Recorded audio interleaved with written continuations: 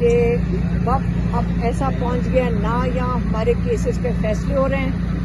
آپ ججز بیچاروں کا حال دیکھ لیں کہ پچھلے 3 مہینے سے عمران کا القادر کا کیس اور آج جو 9 مئی کے عمران کے کیسز ہیں جس میں بیلوں کے لیے لاہور ہائی کورٹ میں ہے, القادر کا کیس اسلام آباد ہائی کورٹ میں ہے. آپ یقین کریں ہم روز جا کے کھڑے ہوتے ہیں.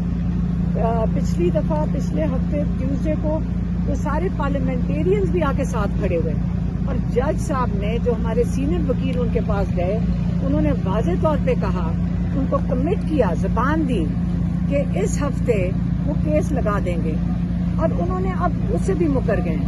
تو اگر یہ آپ کی 26ویں ترمیم کے بعد یہ نظام ہے تو عمران خان کو جن کو آزادی ملنی ہے وہ تو کورٹ سے ملنی ہے.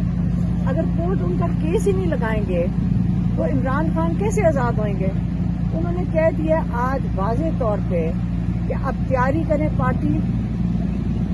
میں بالکل نہیں بلاؤں گا کسی کو اسلام آباد, کیونکہ یہاں سنائپر رائفل بٹھا کے میں اپنے لوگوں کی, مجھے بڑی تکلیف ہے جو انہوں نے گولیاں چلائی تھیں ان کے اوپر, اتنے لوگوں کو جو شہید کیا تھا اور زخمی کیا تھا.